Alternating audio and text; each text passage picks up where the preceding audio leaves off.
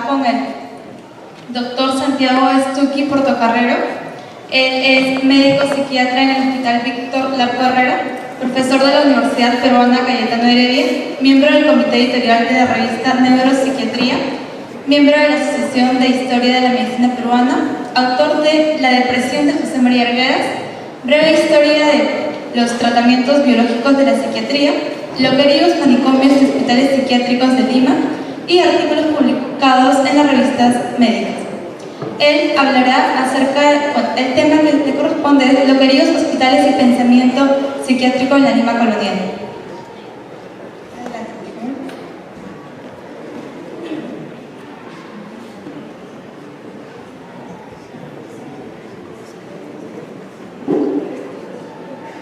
Buenas noches.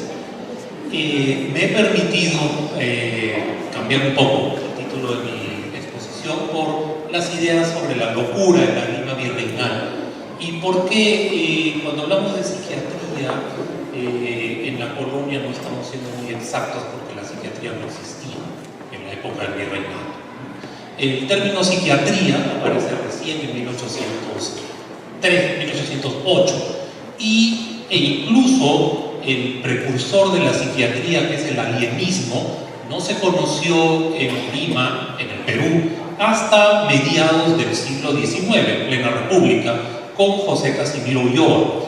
Entonces vamos a hablar aquí básicamente de locura, que es el término que, si bien está actualmente estigmatizado, no le gusta a los psiquiatras, es el término que históricamente se ha utilizado para referirnos a aquellas personas que por sus comportamientos o sus discursos se diferencian de la mayoría, por decirlo de alguna manera. La siguiente, por favor. Cuando uno habla de locura en el virreinato, se imagina un tema religioso, o sea, se imagina un concepto místico de lo que ahora llamamos enfermedad mental, un concepto demonológico, la enfermedad mental, la locura como posesión diabólica, y eso lo podemos ver, por ejemplo, en esta pintura que se encuentra en el convento de Santa Catalina, en Arequipa. Yo tomé esta foto hace un par de años, donde dice abajo: tú sabes, Señor, mis locuras y mis pecados no se esconden de ti. Entonces se ve acá la locura como algo vergonzoso, como algo que se esconde, como algo similar, algo emparentado con el pecado, con lo malo. Y vemos acá un ángel que representa el alma, que se está cubriendo la cara de vergüenza, ¿no? Y al loco como un personaje grotesco, como un personaje bufonesco, ¿no? Entonces la locura bajo una concepción religiosa mística. Esto, vamos a ver, es solo parcialmente cierto, no es por completo todo lo que, la forma como se concebía la locura en aquellos tiempos. La siguiente, por favor. También cuando hablamos de locos en el virreinato, se nos viene la imagen de la Santa Inquisición quemando gente orante. Y vamos a ver que eso tampoco es completamente falso, pero es solamente una parte de la verdad. Esta es una figura que representa un auto de fe en la Lima virreinal. La siguiente. Empecemos con el caso de Mateo Salado. Mateo Salado no es solo una huaca, fue un personaje que vivió hace mucho tiempo, en el siglo XVI, era un francés que llegó a nuestras tierras y que comenzó a llevar una vida bastante ermitaña, justamente en la Huaca que ahora lleva su nombre, ¿no? Y además empezó a hablar en contra de la Iglesia Católica. Recordemos que estamos en la época de la Reforma y la Contrarreforma, y este señor hablaba a favor de Lutero y en contra del Papa. Le iba a decir que el Papa era un borracho. Entonces, en esta época eso era bastante peligroso. Vamos a ver una parte del proceso que se le hace a Mateo Salado en 1573. Dice: comúnmente estaba habido y tenido por falta de juicio entre todos los que le conocían por verle andar tan distraído. Por si acaso eso es literal, es un error mío. El fiscal hizo instancia para que fuese preso. Pareciendo que era loco, se mandó sobreseer por el presente.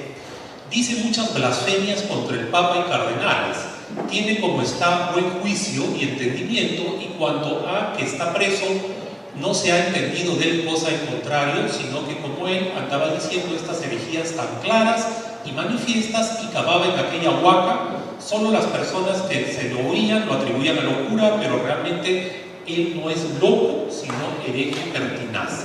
¿Qué cosa vemos acá? Primero, a este señor la Inquisición lo arresta, pero lo sueltan porque lo creen loco. Después lo vuelven a arrestar y esta vez se hace un análisis, usando términos actuales, más profundo, y se determina que en realidad no es ningún loco, sino es un hereje. Y es ahí cuando es considerado culpable y quemado en la hoguera, ¿no? Entonces, y quemado en la hoguera porque él persiste y no se arrepiente de sus ideas. Pero lo que es interesante de esto es que la Inquisición se preocupa por discernir si esta persona era víctima de locura o no. O sea, no lo mandan a quemar por loco, lo queman justamente después de descartar que sea loco. La siguiente, por favor. Otro proceso de la Inquisición, esta vez de Fray Francisco de la Cruz. En 1578 llamóse después al médico y con su informe y el de testigos se le declaró sano y cuerdo. Le parece que no está loco, sino que en su juicio, como antes lo estaba, y que no cree que aquel poco de espacio estuvo loco, sino que fingió la locura como mañoso, astuto y sagaz que debe ser. Nuevamente, vemos acá el proceso contra un cura que también empezó a blasfemar contra la iglesia y que también tuvo la mala suerte de terminar en la hoguera. Pero acá incluso se llama a un médico para que determine, mediante alguna técnica, que esta persona no estaba fuera de sí, sino que estaba en su sano juicio. E incluso se hace alusión a que la posibilidad de que esta persona haya fingido locura. Entonces eso nos deja ver que en esa época la locura era una forma de escapar al castigo, porque había el concepto de locura como un estado en la cual la persona perdía el juicio y no era responsable de sus actos. La siguiente, por favor. Un tercer caso, esta vez contra Ángela Carranza, en 1693. La persona que la acusa dice: este monstruo andaba en su casa como Eva en el paraíso, y en los temblores salía sin cubrirse, es decir, desnudo. Y luego ha sucedido que en un lugar sagrado intentó manosear a un hombre en partes a donde no se puede tocar sin culpa. Está claro. En otra ocasión, comunicándole a una persona las tentaciones de carne que sufría, dijo la beata: ¡ay, yo también las padezco! Y añadió que el demonio le había hecho parir perritos. Entonces, semejante testimonio no nos deja mucha duda acerca del estado juicioso de esta persona, pese a lo cual fue considerada en su sano juicio, en sus cabales, y también condenada. Más, a diferencia de los casos anteriores, esta señora sí se arrepintió y pidió la clemencia de la Santa Inquisición, la cual solamente se contentó con exponerla a la vergüenza y meterla presa, pero no terminó en la hoguera. Pero nuevamente vemos aquel componente de la locura como un medio que de alguna forma se aparece en el juicio y no es en sí la causa de la condena. Aunque en este caso quedaba bastante claro que ella no estaba muy bien. La siguiente, por favor. Bueno, vamos a ver algunas definiciones de textos de aquella época acerca de lo que se consideraba locura. Según un texto de 1611, la locura era una enfermedad que priva del juicio y embaraza el uso de la razón. O sea, había el concepto de locura que no es muy distinto al actual, de que la enfermedad llevaba a la persona a que no pudiera de alguna forma darse cuenta de sus actos. Estaba privada del juicio, la razón. El loco furioso, según el mismo libro, es el enojado y colérico que con furia y sin considerar lo que hace se arroja a hacer algún desatino sacándole de su juicio la ira. Un loco que ya no solo está privado de la razón, sino que actúa de manera violenta. El furor, según un texto de 1780, es la locura confirmada, la enajenación total de la mente, ira, rabia, cólera y enojo. Y el furioso, volviendo al texto de 1611, ese loco que para asegurarnos de él es necesario tenerle en prisiones o en la gavia. La gavia era una jaula, ¿no?, donde se metía al loco para que se calme. Entonces acá ya hay el elemento, entre comillas, terapéutico, ¿no? O sea, el furioso era aquel a que había que encerrarlo, y básicamente eso es lo que se hacía en estos casos. Otros términos bastante utilizados en aquellos tiempos eran el de melancólico, maníaco, demente, lunático, mentecato, fatuo, que eso hay que tener en cuenta, no debe confundirse con los significados actuales de tales términos. Uno está tentado a decir melancólico era el deprimido. No es así. El término melancólico viene en realidad desde tiempos muy antiguos, desde la época de los griegos y los romanos, y a lo largo de todos estos 2000 años ha ido teniendo significados diferentes. En algún momento simplemente ha sido locura. El significado de melancolía como paralelo a lo que ahora llamamos depresión es del siglo XIX, finales, segunda mitad del siglo XIX. En esta época el término todavía era bastante amplio, lo mismo que manía, no es la manía actual, no, ni demente. El término demente hacía más alusión a una locura de larga evolución, de mucho tiempo, una locura permanente, continua, en tanto que el lunático era aquel que tenía momentos de locura, ¿no?, seguramente asociado a los periodos de la luna. De aquí también se derivó el término de licantropía, el hombre lobo, que no necesariamente era el que le salía pelos y empezaba a odiar, sino que estaba relacionado con las fases de la luna. Mentecato, fatuo hacían referencia a un estado de pérdida de la capacidad de juicio, pero llevando a un estado de inocencia, de infantilismo, ¿no?, en el cual la persona era, según los términos de aquella época, víctima de burlas o malos tratos. Uno estaría tentado de hacer el paralelo con retardo mental, pero esos paralelos hay que tener mucho cuidado, no se puede hacer de manera tan simple. La base de las explicaciones principalmente estaba en las teorías de los humores, que venían desde Hipócrates, o sea, desde 1000 años antes de Cristo, más o menos. Esta teoría, que persistió a lo largo de toda la Edad Media, hasta el siglo XVII, XVIII incluso parte, nos decía que las enfermedades en general se producían por desequilibrios en los 4 humores básicos. Los 4 humores básicos eran la flema, la sangre, la bilis amarilla o cólera y la bilis negra o melancolía. Melancolía viene de melanos, negro, cole, bilis negra. Ahora, si bien podemos hacer algunos paralelos, por ejemplo, en algunos de estos humores, por ejemplo, la sangre es la misma sangre ahora, eso es obvio. Los otros humores no correspondían necesariamente a algo que ahora podamos definir. Tal vez la flema hacía alusión a todos los líquidos transparentes del cuerpo, podríamos decir saliva, lágrimas, etc. En el caso de la bilis amarilla no era solamente la bilis que conocemos ahora, porque el término es bastante sugerente, sino era todo lo que salía del tubo digestivo.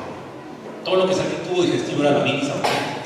Y más difícil todavía es entender a lo que se referían con el término bilis negra, ¿no? La bilis negra no corresponde a nada que podamos definir ahora, era una suerte de fluido que daba color al organismo. Entonces, cuanto más color, más teñido estaba el organismo, había más bilis negra.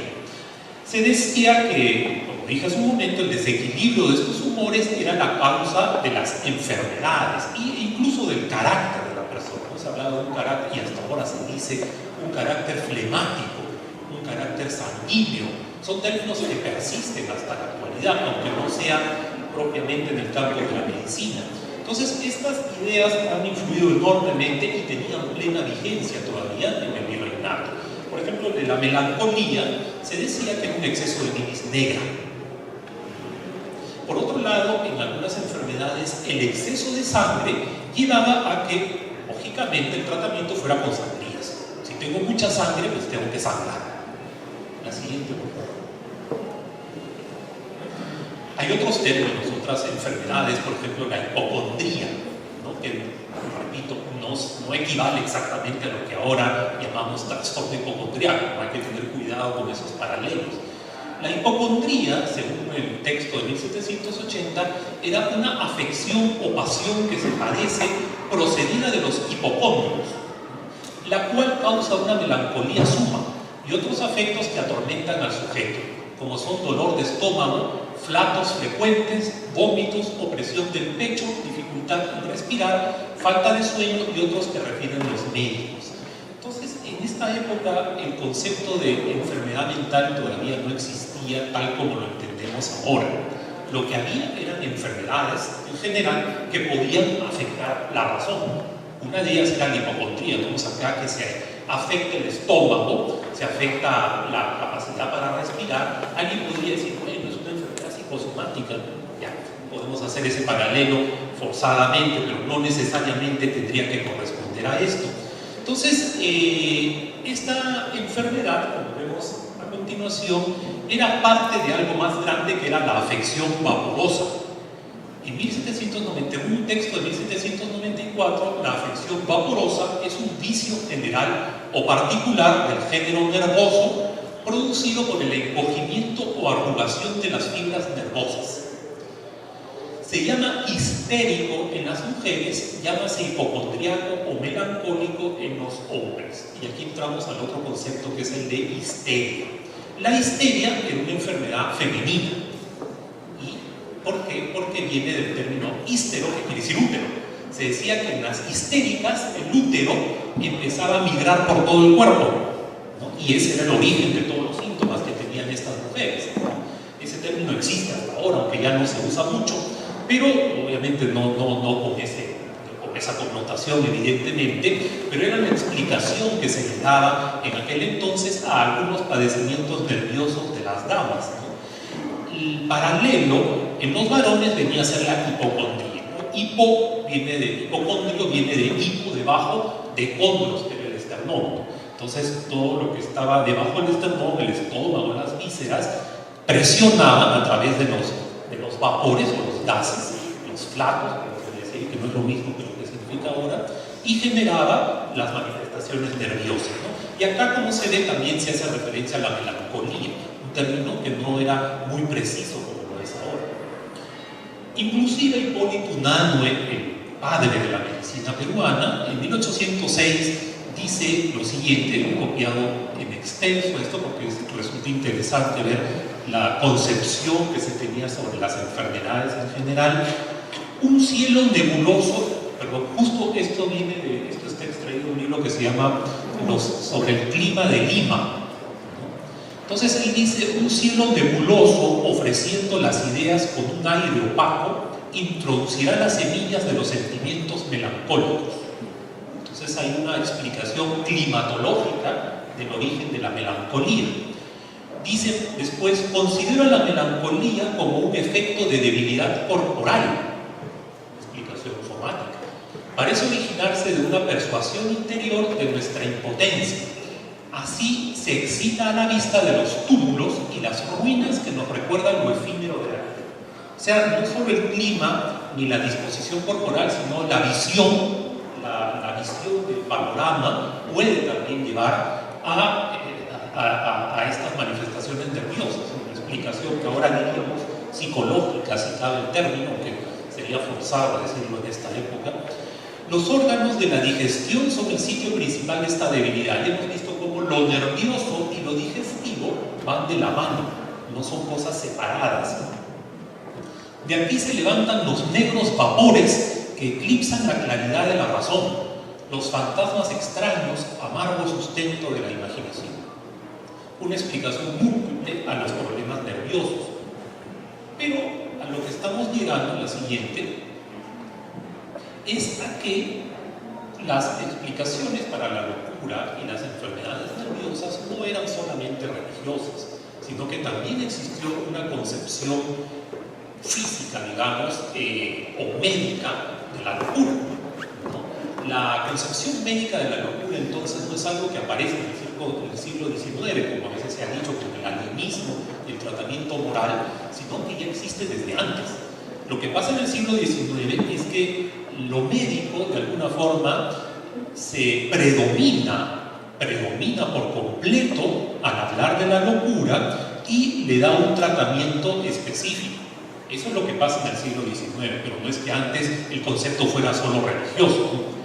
Un tal doctor Giustiniani, en 1799, analiza el caso de MC, que fue un individuo que cometió un crimen. Entonces dice él, uno de los alegatos para sacar libre era justamente la locura, ya lo habíamos visto. El cerebro de los maniáticos, maniático entendámoslo como loco simplemente, el cerebro de los maniáticos es duro, friable y flavo, sus vasos constreñidos, varicosos y llenos de una sangre negra, melancólica, de donde se infiere ser la agitación de los líquidos del cerebro la causa inmediata de la manía. Una explicación netamente física, orgánica de la locura, en 1799. Claro que también hay que tener en cuenta una cosa, nosotros hablamos del virreinato como un bloque, como que fuera pues todo igualito, y no es así, pues cuando hablamos del virreinato estamos hablando de 300 años, no es lo mismo pues el inicio del virreinato siglo XVI con el final del virreinato siglo XIX, hay 300 años de diferencia, entonces las concepciones también varían. La siguiente, por favor. Otro tema que también suele ser objeto de mucho debate, mucho análisis, es la locura de ciertos personajes históricos, ¿no? Y una de las víctimas favoritas de estas descripciones suele ser Santa Rosa de Lima, ¿no? Si ustedes buscan en Google Santa Rosa de Lima, locura, van a encontrar muchos datos de psiquiatras que le hacen diagnóstico, dicen que estaba loca, que tenía esquizofrenia, que tenía anorexia, personalidad borderline, etc. Entonces, en serio, no lo digo broma, pueden buscar en Google. Yo creo que hay que...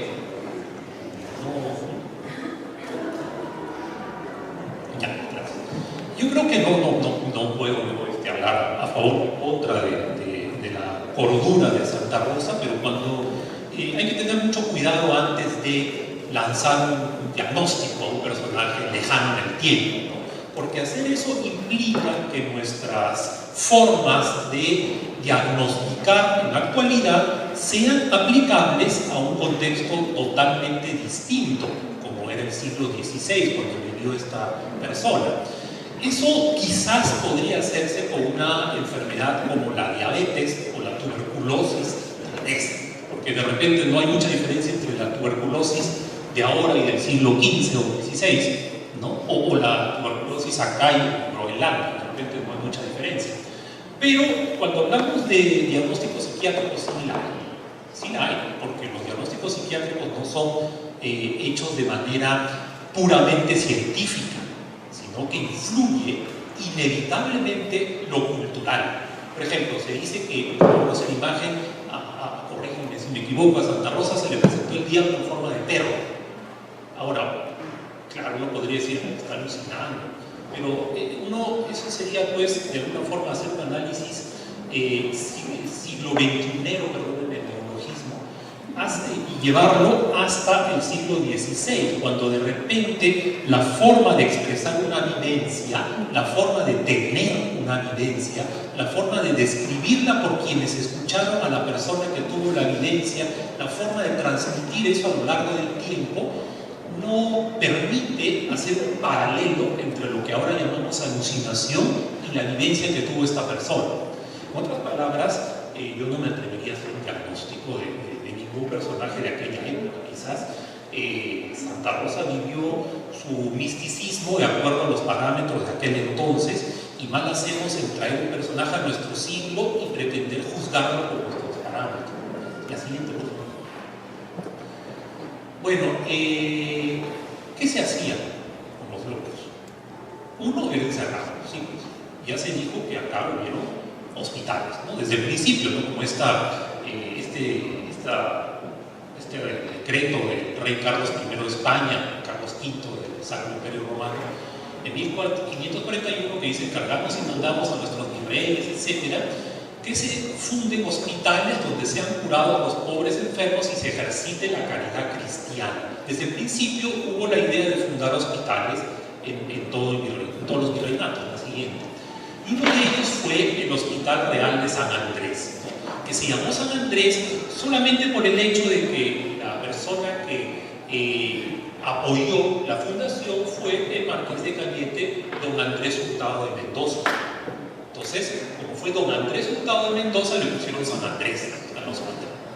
Y dice ahí, este hospital puede competir con los mejores del mundo, recibe a los enfermos de todas las enfermedades y tiene aparte casa de locos. Efectivamente, el hospital de San Andrés tuvo un área separada para los enfermos mentales, para los locos, que se empezó a llamar la loquería. De ahí vino la idea equivocada de que San Andrés era el santo de los locos, pero en realidad no tenía nada que ver con este tema. La siguiente, por favor.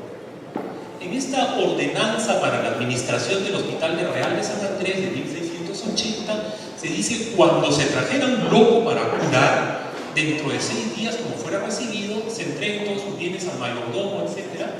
Y si el loco sanare, después de sano el loco pague sus curas con sus bienes. Entonces se hablaba de cura.